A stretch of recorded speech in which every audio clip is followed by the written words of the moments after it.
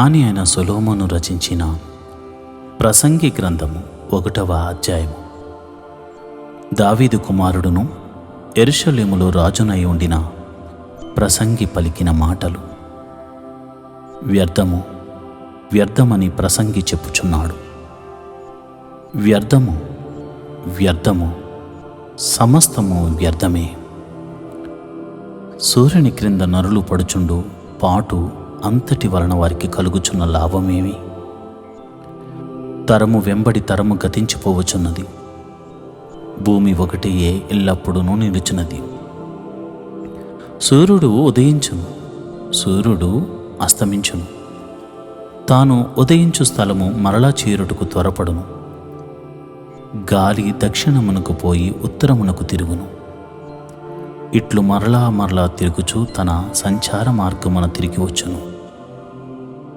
నదులన్నీయు సముద్రములో పడును, అయితే సముద్రము నిండుట లేదు. నదులు ఎక్కడి నుండి పారి వచ్చునో అక్కడికే అవి ఎప్పుడునూ మరలిపోవును. ఎడతెరిపి లేకుండా సమస్తము జరుగుచున్నది, మనుషులు దాని వివరింపజాలరు. చూచుట చేత కన్ను తృప్తి పొందుకున్నది, వినుట చేత చెవికి తృప్తి కలుగుటలేదు. మునుపు ఉండినదే ఇక ఉండుబోవునది, మునుపు జరిగినదే ఇక జరగబోవునది. సూర్యుని క్రింద నూతనమైనది ఏదియూ లేదు. ఇది నూతనమైనదని ఒకదాని గూర్చి ఒకడు చెప్పును, అదియును మనకు ముందుండిన తరముల్లో ఉండినదే.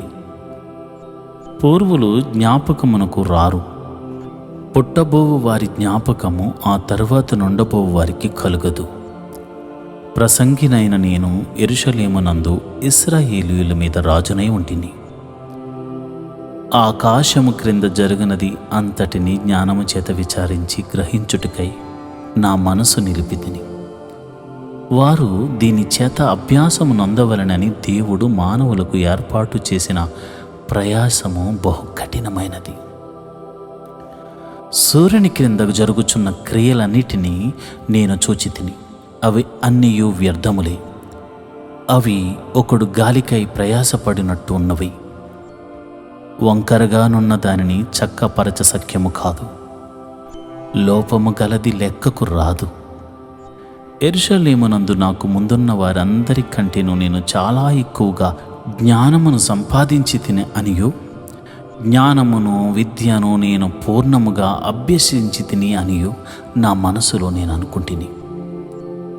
నా మనసు నిలిపి జ్ఞానాభ్యాసమును వెర్రితనమును మతిహీనతను తెలుసుకొనుటకు ప్రయత్నించి తిని. అయితే ఇదియు గాలికై ప్రయాసపడుటయే అని తెలుసుకుంటుని. విస్తారమైన జ్ఞానాభ్యాసము చేత విస్తారమైన దుఃఖము కలుగును. అధిక విద్య సంపాదించిన వానికి అధిక శోకము కలుగును. జ్ఞాని అయిన సొలొమోను రచించిన ప్రసంగి గ్రంథము 2వ అధ్యాయము. కానీ నిన్ను సంతోషము చేత శోధించి చూతును, నీవు మేలుననుభవించి చూడమని నేను నా హృదయముతో చెప్పుకుంటుని. అయితే అదియు వ్యర్థ ప్రయత్నమాయెను. నవ్వుతో నీవు వెర్రిదానివనియు, సంతోషముతో నీ చేత కలుగునది ఏమై అనియు నేనంటిని.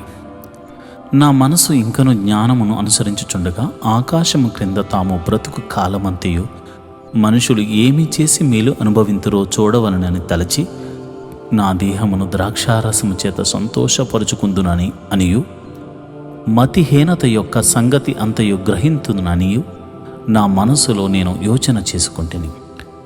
నేను గొప్ప పనులు చేయబూనుకుంటుని, నా కొరకు ఇండ్లు కట్టించుకుంటుని, ద్రాక్ష తోటలు నాటించుకుంటుని, నా కొరకు తోటలను శృంగార వనములను వేయించుకుని వాటిలో సకల విధలమైన ఫలవృక్షములను నాటించి తిని. వృక్షముల నారుమళ్లకు నీరు పారుటికై నేను చెరువులు త్రవ్వించుకుంటుని, పనివారిని పనికత్తెలను సంపాదించుకుంటుని. నా ఇంట పుట్టిన దాసులు నాకుండిరి. యెరూషలేమునందు నాకు ముందుండిన వారందరికంటే ఎక్కువగా పశుల మందలను గొర్రెల మేకల మందలను బహు విస్తారంగా సంపాదించుకుంటుని.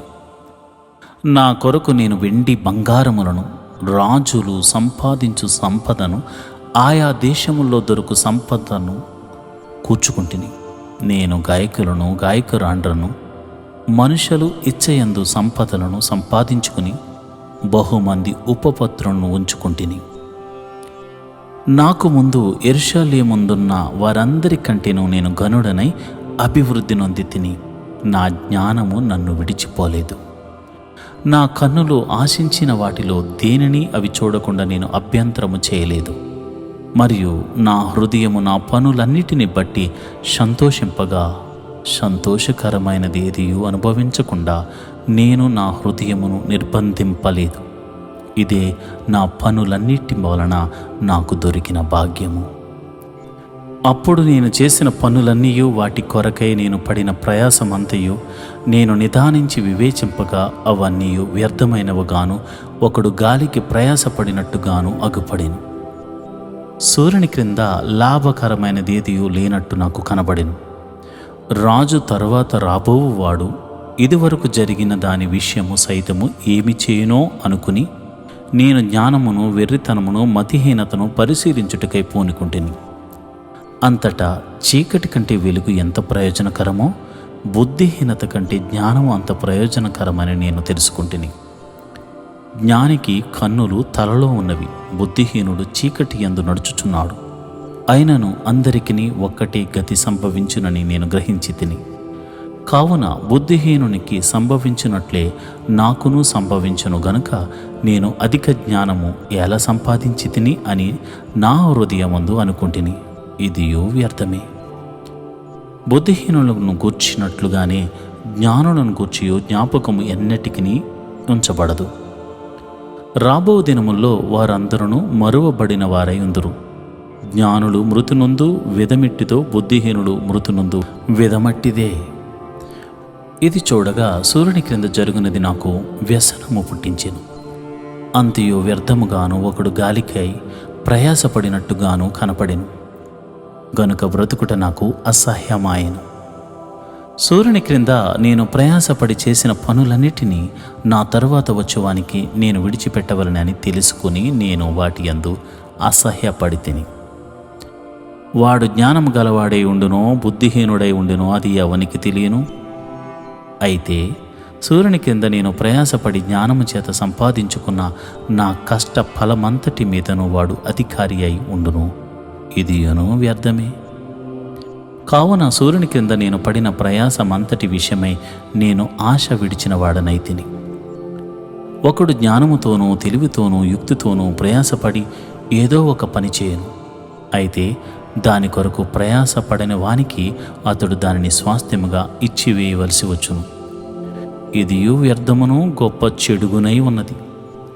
సూర్యుని క్రింద నరునికి తటస్థించు ప్రయాసమంతటి చేతను, వాడు తలపెట్టు కార్యములన్నిటి చేతను వానికేమి దొరుకుచున్నది?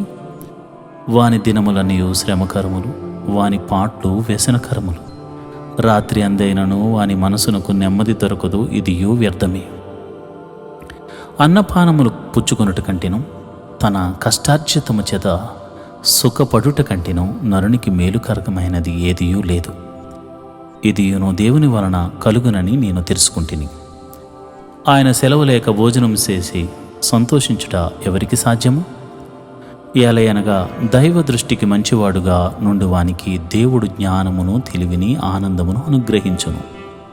అయితే దైవ దృష్టికి ఇష్టుడగు వానికిచ్చుటికై ప్రయాసపడి పోగు చేయు పనిని ఆయన పాపాత్మునకు నిర్ణయించును. ఇదియు వ్యర్థముగాను, ఒకడు గాలికై ప్రయాసపడినట్టుగా ఉన్నది. జ్ఞాని అయిన సొలొమోను రచించిన ప్రసంగి గ్రంథము 3వ అధ్యాయము. ప్రతి దానికి సమయము కలదు. ఆకాశము క్రింద ప్రతి ప్రయత్నమునకు సమయము కలదు. పుట్టుటకు, చచ్చుటకు, నాటుటకు, నాటబడిన దానిని పెరికివేయుటకు, చంపుటకు, బాగు చేయుటకు, పడగొట్టుటకు, కట్టుటకు, ఏడ్చుటకు, నవ్వుటకు, దుఃఖించుటకు, నాట్యమాడుటకు, రాళ్లను పారవేయుటకు, రాళ్లను కుప్పవేయుటకు, కౌగిలించుకునుటకు, కౌగిలించుట మానుటకు, వెదుకుటకు, పోగొట్టుకునుటకు, దాచుకునుటకు, పారవేయుటకు, చింపుటకు, కుట్టుటకు, మౌనముగా నుండుటకు, మాటలాడుటకు, ప్రేమించుటకు, ద్వేషించుటకు, యుద్ధము చేయుటకు, సమాధానపడుటకు. కష్టపడిన వారికి తమ కష్టము వలన వచ్చిన లాభమేమి? నరులు అభ్యాసము పొందవలనని దేవుడు వారికి పెట్టి ఉన్న కష్టానుభవమును నేను చూచితిని. దేని కాలమందు అది చక్కగా నుండునట్లు సమస్తమును ఆయన నియమించుచున్నాడు. ఆయన శాశ్వత కాల జ్ఞానమును నరుల హృదయమందుంచి ఉన్నాడు గాని దేవుడు చేయు క్రియలను పరిశీలనగా తెలుసుకొనుటకు అది చాలదు. కావున సంతోషముగా నుండుట కంటెను, తమ బ్రతుకును సుఖముగా వెళ్ళబుచ్చుట కంటెను శ్రేష్టమైనది ఏదియో నరులకు లేదని నేను తెలుసుకుంటుని. మరియు ప్రతివాడును అన్నపానములు పుచ్చుకొనుచు తన కష్టార్జితం వలన సుఖమును అనుభవించుట దేవుడిచ్చు బహుమానమే అని తెలుసుకుంటుని. దేవుడు చేయు పనులన్నీ శాశ్వతములని నేను తెలుసుకుంటుని. దానికేదియు చేర్చబడదు, దాని నుండి ఏదియు తీయబడదు. మనుషులు తన యందు భయభక్తులు కలిగి ఉండినట్లు దేవుడిట్టి నియమము చేసి ఉన్నాడు. ముందు జరిగినదే ఇప్పుడు జరుగును, జరగబోవునది పూర్వమందు జరిగినదే. జరిగిపోయిన దాన్ని దేవుడు మనలా రప్పించును. మరియు లోకమునందు విమర్శ స్థానమున దుర్మార్గత జరుగుటయు, న్యాయం ఉండవలసిన స్థానమున దుర్మార్గత జరుగుటయు నాకు కనపడిను. ప్రతి ప్రయత్నమునకు, ప్రతి క్రియకును తగిన సమయము ఉన్నదనియు, నీతిమంతులకును దుర్మార్గులకును దేవుడే తీర్పు తీర్చుననియు నా హృదయములో నేను అనుకుంటుని. కాగా తాము మృగముల వంటి వారని నరులు తెలుసుకున్నట్లును, దేవుడు వారిని విమర్శించున్నట్లును ఇలాగు జరుగుచున్నదని అనుకుంటుని. నరులకు సంభవించినది ఏదో అదే మృగములకు సంభవించును. వారికిని వాటికిని కలుగు గతి ఒక్కటి. నరులు చచ్చునట్లు మృగములను చచ్చును. సకల జీవులకు ఒక్కటే ప్రాణము. మృగముల కంటే నరులకి ఏమీ ఎక్కువ లేదు. సమస్తమును వ్యర్థమే. సమస్తము ఒక్క స్థలమునకే పోవును. సమస్తము మంటిలో నుండి పుట్టెను, సమస్తము మంటికే తిరిగిపోవును. నరుల ఆత్మ పరమునకెక్కిపోవునో లేదో, మృగముల ప్రాణము భూమికి దిగిపోవునో లేదో ఎవరికి తెలియను. కాగా తమకు తరువాత జరుగు దానిని చూచుటకై నరుని తిరిగి లేపికొని పోవువాడెవడు? లేకపోవుట నేను చూడగా, వారు తమ క్రియలందు సంతోషించుట కంటే వారికి మరి ఏ మేలునూ లేదను సంగతి నేను తెలుసుకుంటుని. ఇదే వారి భాగము. జ్ఞాని అయిన సొలొమోను రచించిన ప్రసంగి గ్రంథము 4వ అధ్యాయము. పిమ్మట సూర్యుని క్రింద జరుగు వివిధమైన అన్యాయ క్రియలను గురించి నేను యోచించి తిని. బాధింపబడువారు ఆదరించు దిక్కు లేక కన్నీళ్లు విడుచుదురు. వారిని బాధపెట్టువారు బలవంతులు గనక ఆదరించువాడెవడునూ లేకపోయిను. కాబట్టి ఇంకనూ బ్రతుకుచున్న వారి కంటే ఇంతకు ముందు కాలము చేసిన వారే ధన్యులని నేను అనుకుంటుని. ఇంకనూ పుట్టని వారు సూర్యుని క్రింద జరుగు అన్యాయపు పనులు చూచి ఉండని హేతువు చేత ఈ ఉభయల కంటేను వారే ధన్యులు అని అనుకుంటుని. మరియు కష్టమంతియు నేర్పుతో కూడిన పనులనియు నరులకు రోష కారణములని నాకు కనబడిను. ఇది వ్యర్థముగానొకడు గాలిని పట్టుకొనుటకై చేయు ప్రయత్నము వలె ఉన్నది. బుద్ధిహీనుడు చేతులు ముడుచుకుని తన మాంసము భక్షించును. శ్రమయును గాలికైన యత్నములను 2 చేతుల నిండా నుండుట కంటే ఒక చేతి నిండా నెమ్మది కలిగి ఉండటం మేలు. నేను ఆలోచింపగా వ్యర్థమైనది మరి ఒకటి సూర్యుని కింద నాకు కనపడెను. ఒంటరిగా ఉన్నవాడు ఒకడు కలడు. అతనికి జతగాడు లేడు, కుమారుడు లేడు, సహోదరుడు లేడు. అయినను అతడు ఎడతెగక కష్టపడును. అతని కన్ను ఐశ్వర్యం చేత తృప్తి పొందదు. అతడు సుఖమన్నదే నేనెరుగక ఎవరి నిమిత్తము కష్టపడుచున్నానని అనుకొనడు. ఇది వ్యర్థమైనదే, బహు చింత కలిగించును. ఇద్దరి కష్టము చేత ఉభయులకు మంచి ఫలము కలుగును గనుక ఒంటిగాడై ఉండుట కంటే 2 కూడి ఉండుట మేలు. వారు పడిపోయినను ఒకడు తన తోటి వానిని లేవనెత్తును. అయితే ఒంటరిగాడు పడిపోయిన ఎడల వానికి శ్రమయే కలుగును, వాని లేవనెత్తువాడు లేకపోవును. ఇద్దరు కలిసి పండుకొని ఎడల వారికి వెట్ట కలుగును. ఒంటరిగానికి వెట్ట ఎలాగు పుట్టును? ఒంటరియగు నొకని మీద మరి ఒకడు పడిన ఎడల ఇద్దరు కూడి వారిని నిద్రింపగలరు. 3 పేటల త్రాడు త్వరగా తెగిపోదు గదా. మూఢత్వము చేత బుద్ధి మాటలకిక చెవియొగ్గలేని ముసలిరాజు కంటే బేదవాడైన జ్ఞానవంతుడకు చిన్నవాడే శ్రేష్ఠుడు. అట్టివాడు తన దేశమందు బేదవాడుగా పుట్టినను పట్టాభిషేకమునందుటకు చెరసాల్లో నుండి బయలువెళ్ళును. సూర్యుని క్రింద సంచరించు సజీవులందరూ గతించిన రాజునకు బదులుగా రాజైన ఆ చిన్న వాని పక్షమున ఉందిరని నేను తెలుసుకుంటుని. అతని ఆధిపత్యము క్రింద జనులకు లెక్కయే లేదు. అయినను తరువాత రాబోవారు వీని యందు ఇష్టపడరు. నిజంగా ఇది వ్యర్థమే, ఒకడు గాలికై ప్రయాసపడినట్టే. జ్ఞాని అయిన సొలొమోను రచించిన ప్రసంగి గ్రంథము 5వ అధ్యాయము. నీవు దేవుని మందిరమునకు పోవునప్పుడు నీ ప్రవర్తనను జాగ్రత్తగా చూచుకునము. బుద్ధిహీనులు అర్పించున్నట్లుగా బలి అర్పించుట కంటే సమీపించి ఆలకించుట శ్రేష్టము. వారు తెలియకయే దుర్మార్గపు పనులు చేయుదురు. నీవు దేవుని సన్నిధిని అనాలోచనగా పలుకుటకు నీ హృదయమును త్వరపడనీయక నీ నోటిని కాచుకము. దేవుడు ఆకాశమందున్నాడు, నీవు భూమి మీద ఉన్నావు, కావున నీ మాటలు కొద్దిగా ఉండవలెను. విస్తారమైన పనిపాటలు వలన స్వప్నము పుట్టును, పెక్కు మాటలు పలుకువాడు బుద్ధిహీనుడగును. నీవు దేవునికి మొక్కుబడి చేసుకునే ఎడల దాన్ని చెల్లించుటకు ఆలస్యము చేయకుము. బుద్ధిహీనుల యందు ఆయనకు ఇష్టం లేదు. నీవు మొక్కుకొనిన దాన్ని చెల్లించుము. నీవు మొక్కుకొనిన చెల్లింపకుండా ఉండుట కంటే మొక్కుకొనక ఉండుటయే మేలు.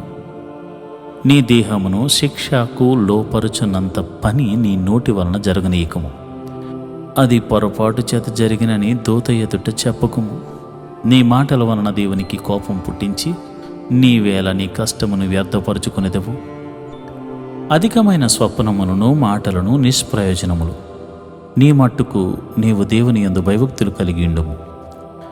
ఒక రాజ్యమందు బేదలను బాధించుటయు, ధర్మమును న్యాయమును బలాత్కారము చేత మీరుటయు నీకు కనబడిన ఎడల దానికి ఆశ్చర్యపడకము.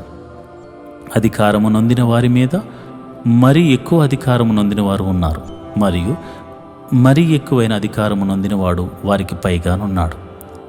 ఏ దేశంలో రాజు భూమి విషయమై శ్రద్ధ పుచ్చుకునో ఆ దేశమునకు సర్వ విషయములయందు మేలు కలుగును.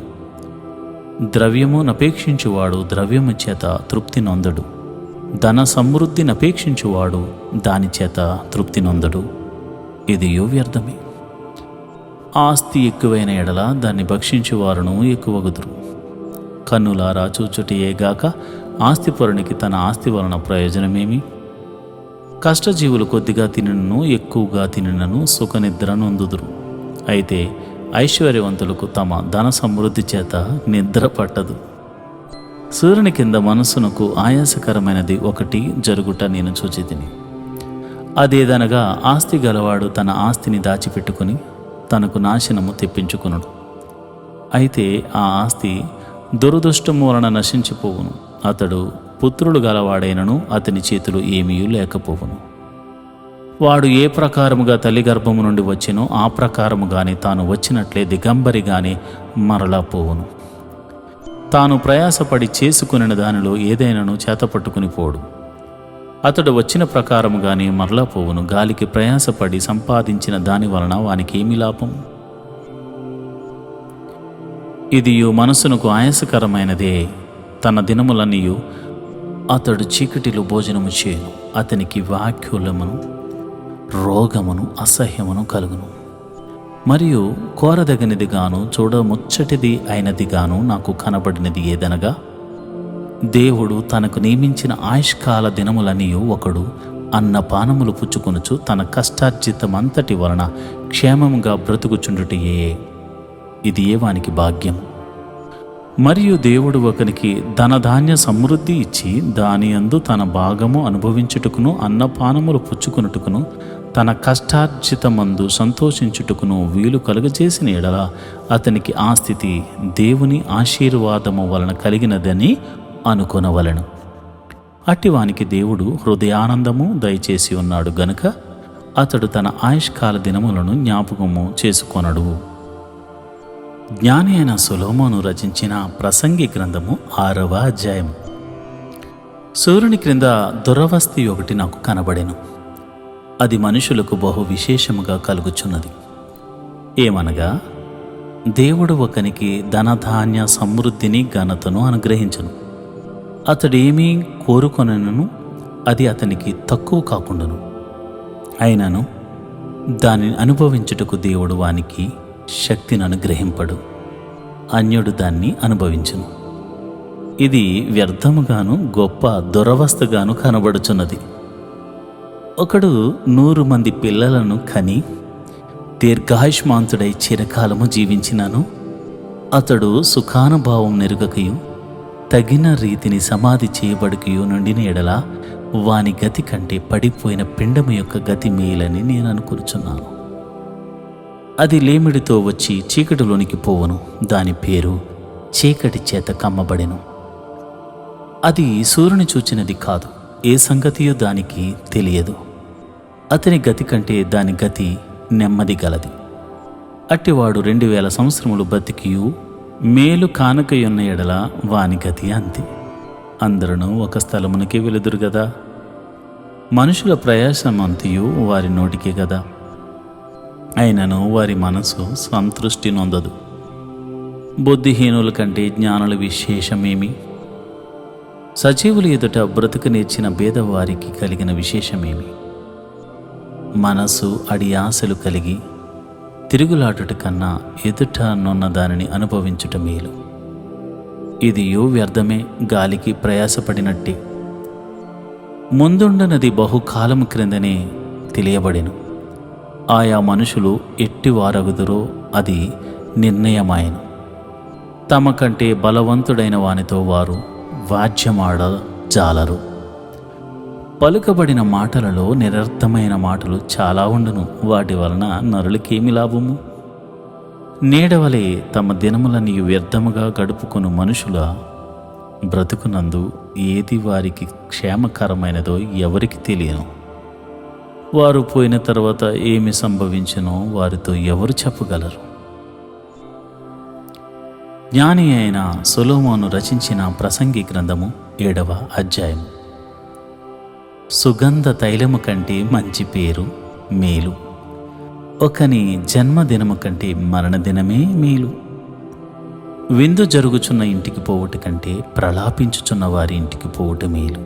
ఏలయనగా మరణము అందరికీ వచ్చును గనుక బ్రతుకువారు దానిని మనస్సున పెట్టుదురు. నవ్వుట కంటే దుఃఖపడుట మేలు. ఏలయనగా భిన్నమైన ముఖము హృదయమును గుణపరచును. జ్ఞానుల మనసు ప్రలాపించు వారి ఇంటి మీద నుండును. అయితే బుద్ధిహీనుల తలంపు సంతోషించు వారి మధ్యన ఉండును. బుద్ధిహీనుల పాటలు వినుట కంటే జ్ఞానుల గద్దింపు వినుట మేలు. ఏలయనగా బాణ క్రింద చిటపటయ్యను చితుకుల మంట ఎట్టిదో బుద్ధిహీనుల నవ్వు అట్టిదే. ఇది వ్యర్థము. అన్యాయము చేయుట వలన జ్ఞానులు తమ బుద్ధిని కోల్పోవుదురు. లంచము పుచ్చుకొనుట చేత మనసు చెడును. కార్యారంభము కంటే కార్యాంతము మేలు. అహంకారము గలవాని కంటే శాంతము గలవాడు శ్రేష్ఠుడు. ఆత్రపడి కోపపడవద్దు. బుద్ధిహీనుల అంతరింద్రియములయందు కోపము సుఖ నివాసము చేయును. ఈ దినముల కంటే మునుపటి దినములు ఎలా క్షేమకరములు అని అడగవద్దు. ఈ ప్రశ్న వేయట జ్ఞానయుక్తము కాదు. జ్ఞానము స్వాస్థ్యమంతా ఉపయోగము. సూర్యుని క్రింద బ్రతుకు వారికి అది లాభకరము. జ్ఞానము ఆశ్రయాస్పదము, ద్రవ్యము ఆశ్రయాస్పదము. అయితే జ్ఞానము దాని పొందిన వారి ప్రాణమును రక్షించును. ఇదే జ్ఞానము వలన కలుగు లాభము. దేవుని క్రియలను ధ్యానించము. ఆయన వంకరగా చేసిన దానిని ఎవడు చక్కపరచును? సుఖదినమునందు సుఖముగా ఉండుము, ఆపద్దినమునందు యోచించుము. తాము చనిపోయిన తర్వాత జరుగున దానిని నరులు తెలుసుకొనకుండునట్లు దేవుడు సుఖ దుఃఖములను జతపరిచి ఉన్నాడు. నా వ్యర్థ సంచారముల కాలముల్లో నేను వీటన్నిటినీ చూచితిని. నీతిని అనుసరించి నశించిన నీతిమంతులు కలరు. దుర్మార్గులై ఉండి చిరాయువు వలన దుష్టులను కలరు. అధికముగా నీతిమంతుడై ఉండకము, అధికముగా జ్ఞానివి కాకము. నిన్ను నీవేలా నాశనం చేసుకుందువు? అధికముగా దుర్మార్గపు పనులు చేయకుము, బుద్ధిహీనముగా తిరగవద్దు. నీ కాలమునకు ముందుగా నీవేళ చనిపోవదువు. నీవు దీన్ని పట్టుకుని ఉండుటయు దాని చేయి విడువక ఉండుటయు మేలు. దేవుని యందు భయభక్తులు గలవాడు వాటన్నిటినీ కొనసాగించును. పట్టణమందండు 10 మంది అధికారుల కంటే జ్ఞానము గలవానికి జ్ఞానమే ఎక్కువైన ఆధారము. పాపము చేయక మేలు చేయుచుండు నీతిమంతుడు భూమి మీద ఒకడైనను లేడు. నీ పనివాడు నిన్ను శపించుట నీకు వినబడకుండునట్లు చెప్పుడు మాటలు లక్ష్య పెట్టకుము. నీవును అనేక మారులు ఇతరులను శపించితివని నీకు తెలిసే ఉన్నది గదా. ఇది అంతయు జ్ఞానము చేత నేను శోధించి చూచితిని. జ్ఞానాభ్యాసము చేసుకుందునని నేను అనుకుంటుని గాని అది నాకు దూరమాయెను. సత్యమైనది దూరముగాను బహులోతుగాను ఉన్నది. దాని పరిశీలన చేయగలవాడు ఎవడు? వివేచించుటకును పరిశోధించుటకును జ్ఞానాభ్యాసము చేయుటకై సంగతుల యొక్క హేతువులను తెలుసుకున్నట్టుకును భక్తిహీనత బుద్ధిహీనత అనియు బుద్ధిహీనత వెర్రితనమనియు గ్రహించుటకును రూఢి చేసుకుని నా మనసును నిలిపితిని. మరణం కంటే ఎక్కువగా దుఃఖము కలిగించినది నాకు ఒకటి కనపడెను. అది వలల వంటిదై ఉరుల వంటి మనసును బంధకముల వంటి చేతులను కలిగిన స్త్రీ. దేవుని దృష్టికి మంచివారైన వారు దానిని తప్పించుకుందురు గాని పాపాత్ములు దాని వలన పట్టబడుదురు. సంగతులు హేతువు ఏమైనది అని కనుగొనటకై నేను ఆయా కార్యములను తరచి చూడగా ఇది నాకు కనబడినని ప్రసంగినైన నేను చెప్పుచున్నాను. అయితే నేను తరచి చూచినను నాకు కనబడనిది ఒకటి ఉన్నది. అదేదనగా 1000 మంది పురుషులలో నేనొకని చూచితిని గాని అంతమంది స్త్రీలలో ఒక్కతెను చూడలేదు. ఇది ఒకటి మాత్రము నేను కనుగొంటిని, ఏమనగా దేవుడు నరులను యథార్థవంతులను గాను పుట్టించెను గాని వారు వివిధమైన తంత్రములను కల్పించుకుని ఉన్నారు. జ్ఞాని అయిన సొలొమోను రచించిన ప్రసంగి గ్రంథము 8వ అధ్యాయం. జ్ఞానులతో సములైన వారు ఎవరు? జరుగు వాటి భావము ఎరిగిన వారెవరు? మనుషుల జ్ఞానము వారి ముఖమునకు తేజస్సునిచ్చెను, దాని వలన వారి మోటితనము మార్చబడును. నీవు దేవునికి ఒట్టు పెట్టుకుంటివని జ్ఞాపకము చేసుకుని రాజుల కట్టడకు లోబడమని నేను చెప్పుచున్నాను. రాజుల సముఖము నుండి అనాలోచనగా వెళ్ళకము. వారు తాము కోరినదెల్లా నెరవేర్చుదురు గనుక దుష్కార్యములో పాలు పుచ్చుకొనుకము. రాజుల ఆజ్ఞ అధికారము గలది. నీవు చేయు పని ఏమని రాజుతో చెప్పగలవాడెవడు? ధర్మమును ఆచరించు వారికి కీడేమీ సంభవింపదు. సమయం వచ్చిననియు న్యాయము జరుగుననియు జ్ఞానుల మనసును తెలుసుకుందురు. ప్రతి సంగతిని విమర్శించు సమయమును ఏర్పడి ఉన్నది. లేని ఎడల మనుషులు చేయు కీడు బహుభారమగును. సంభవింపబోవున్నది నరులకు తెలియదు. అది ఎలాగూ సంభవించునో వారికి తెలియజేయువారే ఎవరు? గాలి విసరకుండా చేయుటకు గాలి మీద ఎవరికి అధికారం లేదు. మరణదినము ఎవరికి వశము కాదు. ఈ యుద్ధమందు విడుదల దొరకదు. దౌష్ట్యము దానిని అనుసరించే వారిని తప్పింపదు. సూర్యుని క్రింద జరుగు ప్రతి పనిని గూర్చి నేను మనసిచ్చి యోచన చేయుచుండగా ఇదంతయు నాకు తెలిసెను. మరియు ఒకడు మరియొకని పైన అధికారి అయి తనకు హాని తెచ్చుకున్నట్టు కలదు. మరియు దుష్టులు క్రమముగా పాతి పెట్టబడి విశ్రాంతి నొందుటయు, న్యాయముగా నడుచుకున్నవారు పరిశుద్ధ స్థలమునకు దూరముగా కొనిపోబడి పట్టణస్థుల వలన మరువబడి ఉండుటయు నేను చూచితిని. ఇదియు వ్యర్థమే. దుష్క్రియకు తగిన శిక్ష శీఘ్రముగా కలుగుపోవుట చూచి మనుషులు భయము విడిచి హృదయపూర్వకముగా దుష్క్రియలు చేయుదురు. పాపాత్ములు 100 మారులు దుష్కార్యము చేసి దీర్ఘాయుష్మాంతులైనను దేవుని యందు భయభక్తులు కలిగి ఆయన సన్నిధికి భయపడువారు క్షేమముగా ఉందురనియు, భక్తిహీనులు దేవుని సన్నిధిని భయపడరు గనుక వారికి క్షేమం కలుగుదనియు, వారు నీడ వంటి దీర్ఘాయువును పొందకపోవుదురనియు నేను ఎరుగుదును.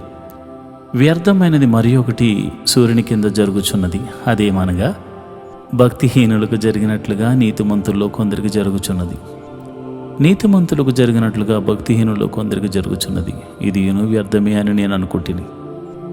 అన్నపానములు పుచ్చుకుని సంతోషించుట కంటే మనుషులకు లాభకరమైనది ఒకటియూ లేదు గనుక నేను సంతోషమును పొగడి తిని బ్రతికి కష్టపడవలనని దేవుడు వారికి నియమించిన కాలమంతయు ఇది వారికి తోడుగా ఉన్నది. జ్ఞానాభ్యాసము చేయుటకును దివారాత్రులు కన్నులు నిద్ర కానకుండా మనుషులు జరిగించు వ్యాపారమును చూచుటకును నా మనస్సు నేను నిలుపగా, దేవుడు జరిగించినదంతయు నేను కనుగొంటిని. మరియు సూర్యుని క్రింద జరుగు క్రియలు మనుషులు కనుగొనలేరనియు, కనుగొనవలనని మనుషులు ఎంత ప్రయత్నించినను వారు కనుగొనుట లేదనియు, దాన్ని తెలుసుకొనవలనని జ్ఞానులు పూనుకొనిన వారై కనుగొనజాలరనియు నేను తెలుసుకుంటుని. జ్ఞాని అయిన సొలొమోను రచించిన ప్రసంగి గ్రంథము 9వ అధ్యాయము. నీతిమంతులను జ్ఞానులను వారి క్రియలను దేవుని వశమను సంగతిని, స్నేహము చేయుట అయినను ద్వేషించుట అయినను మనుషుల వశమున లేదను సంగతిని, అది అంతయు వారి వలన కాదను సంగతిని పూర్తిగా పరిశీలన చేయుటకై నా మనసు నిలిపి నిదానింపబూనుకుంటుని. సంభవించినవి అన్నీ అందరికీ ఏకరీతిగానే సంభవించును. నీతిమంతులకును దుష్టులకును, మంచివారికిని, పవిత్రులకును అపవిత్రులకును, బలుడు అర్పించు వారికిని, బలుడు అర్పింపని వారికిని గతి ఒకటి. మంచి వారికి ఎలాగునో అనునో పాపాత్ములకును అలాగునని తటస్థించును. ఒట్టు పెట్టుకొను వారికి ఎలాగునో అగునో ఒట్టుకు భయపడు వారికిని అలాగునని జరుగును. అందరికీ ఒకటి గతి సంభవించును. సూర్యుని క్రింద జరుగు వాటన్నిటిలో ఇది బహు దుఃఖకరము. మరియు నరుల హృదయము చెడుతనముతో నిండి ఉన్నది. వారు బ్రతుకు కాలమంతయు వారి హృదయమందు వెర్రితనముండును. తర్వాత వారు మృతుల యొద్దకు పోవుదురు. ఇదియును దుఃఖకరము. బ్రతికియుండు వారితో కలిసిమెలిసి ఉన్న వారికి ఆశ కలదు. చచ్చిన సింహము కంటే బ్రతికి ఉన్న కుక్క మేలు గదా. బ్రతికియుండు వారు తాము చత్తురని ఎరుగుదురు, అయితే చచ్చిన వారు ఏమియో ఎరుగురు. వారి పేరు మరువబడి ఉన్నది, వారికిక ఏ లాభమును కలుగదు. వారిక ప్రేమింపరు, పగ పెట్టుకొనరు, అసూయపడరు. సూర్యుని క్రింద జరుగు వాటిలో దేని అందును వారికి నెప్పటికీ వంతు లేదు. నీవు పోయి సంతోషముగా నీ అన్నము తినము, ఉల్లాసపు మనస్సుతో నీ ద్రాక్షరసము త్రాగుము. ఇది వరకే దేవుడు నీ క్రియలను అంగీకరించెను. ఎల్లప్పుడూ తెల్లని వస్త్రములు ధరించుకొనుము, నీ తలకు నూనె తక్కువ చేయకుము. దేవుడు నీకు దయచేసిన వ్యర్థమైన నీ ఆయుష్కాలమంతయు నీవు ప్రేమించు నీ భార్యతోనూ సుఖించుము. నీ వ్యర్థమైన ఆయుష్కాలమంతయు సుఖించుము. ఈ బ్రతుకునందు నీవు కష్టపడి చేసుకునిన దాని అంతటికీ అదే నీకు కలుగు భాగము. చేయుటకు నీ చేతికి వచ్చిన ఏ పని అయినను నీ శక్తి లోపం లేకుండా చేయము. నీవు పోవు పాతాళమునందు పని అయినను, ఉపాయమైనను, తెలివైనను, జ్ఞానమైనను లేదు. మరియు నేను ఆలోచింపగా సూర్యుని క్రింద జరుగుచున్నది నాకు తెలియబడెను. వడిగలవారు పరుగులో గెలవరు, బలము గలవారు యుద్ధమునందు విజయము పొందరు. జ్ఞానము గలవారికి అన్నము దొరకదు, బుద్ధిమంతులగుట వలన ఐశ్వర్యము కలుగదు. తెలివి గలవారికి అనుగ్రహము దొరకదు. ఇవన్నీ అదృష్టము చేతనే, కాలవశము చేతనే అందరికీ కలుగుచున్నవి. తమ కాలము ఎప్పుడు వచ్చునో నరులు ఎరుగరు. చేపలు బాధాకరమైన వలయందు చిక్కబడినట్లు, పిట్టలు వలలో పట్టబడినట్లును, అశుభకాలమును హఠాత్తుగా తమ చేటు కలుగునప్పుడు వారును చిక్కబడదురు. మరియు నేను జరుగు దీనిని చూచి ఇది జ్ఞానమని తలంచితిని. ఇది నా దృష్టికి గొప్పదిగా కనపడెను. ఏమనగా ఒక చిన్న పట్టణముండెను, దాని అందు కొద్ది మంది కాపురముండిరి. దాని మీదకి గొప్ప రాజు వచ్చి దాన్ని ముట్టడి వేసి దాని ఎదుట గొప్ప బురుజులు కట్టించెను. అయితే అందులో జ్ఞానము గల ఒక బీదవాడు ఉండి తన జ్ఞానము చేత ఆ పట్టణమును రక్షించెను. అయినను ఎవరునూ ఆ బీదవానిని జ్ఞాపకము ఉంచుకొనలేదు. కాగా నేను ఇట్లా అనుకుంటుని, బలము కంటే జ్ఞానము శ్రేష్టమే గాని బీదవారి జ్ఞానము తృణీకరింపబడును. వారి మాటలు ఎవ్వరునూ లక్ష్యము చేయరు. బుద్ధిహీనుల్లో ఏలువాని కేకల కంటే మెల్లగా వినబడిన జ్ఞానుల మాటలు శ్రేష్టములు. యుద్ధాయుధముల కంటే జ్ఞానము శ్రేష్టము. ఒక పాపాత్ముడు అనేకమైన మంచి పనులను చెరుపును. జ్ఞాని అయిన సొలొమోను రచించిన ప్రసంగి గ్రంథము 10వ అధ్యాయము. బొక్కావాని తైలములో చచ్చిన ఈగలు పడుట చేత అది చెడు వాసన కొట్టును. కొంచెము బుద్ధిహీనత త్రాసులో ఉంచిన ఎడల జ్ఞానమును ఘనతను తేలగొట్టును. జ్ఞాని యొక్క హృదయము అతని కుడి చేతిని ఆడించును, బుద్ధిహీనుని హృదయము అతని ఎడమ చేతిని ఆడించును. బుద్ధిహీనుడు తన ప్రవర్తనను గూర్చి అధైర్యపడి తాను బుద్ధిహీనుడని అందరికీ తెలియజేయను. ఏలువాడు నీ మీద కోపపడిన ఎడల నీ ఉద్యోగము నుండి నీవు తొలగిపోకము. ఓర్పు గొప్ప ద్రోహ కార్యములు జరగకుండా చేయను. పొరపాటున అధిపతి చేత జరుగు దుష్కార్యం ఒకటి నేను చూచితిని. ఏమనగా బుద్ధిహీనులు గొప్ప ఉద్యోగములో ఉండబడుటయు, గనులు క్రింద కూర్చుండుటయు, పనివారు గుర్రముల మీద కూర్చుండుటయు, అధిపతులు సేవకుల వలె నేలను నడుచుచుండుటయు నాకు అనబడెను. గ్రొయ్యి తవ్వువాడు దానిలో పడును, కంచె కొట్టు వానిని పాము కరుచును. రాళ్ళు దొర్లించువాడు వాటి చేత గాయమునందును, చెట్లు నరుకువాడు దాని వలన అపాయము తెచ్చుకును. ఇనుప ఆయుధము మొద్దుగా ఉన్నప్పుడు దానిని పదును చేయని ఎడల పనులు ఎక్కువ బలము వినియోగింపవలను. అయితే కార్యసిద్ధికి జ్ఞానమే ప్రధానము. మంత్రపు కట్టు లేక పాము కరిచిన ఎడల మంత్రగాని చేత ఏమీయూ కాదు. జ్ఞాని నోటి మాటలు ఇంపుగా ఉన్నవి, అయితే బుద్ధిహీనుని నోరు వానినే మింగివేయను. వాని నోటి మాటలు ప్రారంభము, బుద్ధిహీనత వాని పలుకుల ముగింపుకు వెర్రితనం. కలుగుబోవునది ఏదో మనుషులు ఎరుగక ఉండిన బుద్ధిహీనులు విస్తారముగా మాట్లాడుదురు. నరుడు చనిపోయిన తరువాత ఏమి జరుగునో ఎవరు తెలియజేతురు? ఊరికి పోవు త్రోవ ఎరిగిన వారై బుద్ధిహీనులు తమ ప్రయాసము చేత ఆయాసపడుదురు. దేశమా, దాసుడు నీకు రాజై ఉండుటయు, ఉదయముననే భోజనమునకు కూర్చుండువారు నీకు అధిపతులై ఉండుటయు నీకు అశుభము. దేశమా, నీ రాజు గొప్ప ఇంట వాడై ఉండుటయు, నీ అధిపతులు మత్తులగుటకు కాక బలమునందుటికి అనుకూల సమయమున భోజనమునకు కూర్చుండు వారై ఉండుటో నీకు శుభము. సోమరితనము చేత ఇంటి కప్పు దిగ పడిపోవును, చేతుల బద్ధకము చేత ఇల్లు కురియును. నవ్వులాటలు పుట్టించుటకై వారు విందు చేదురు.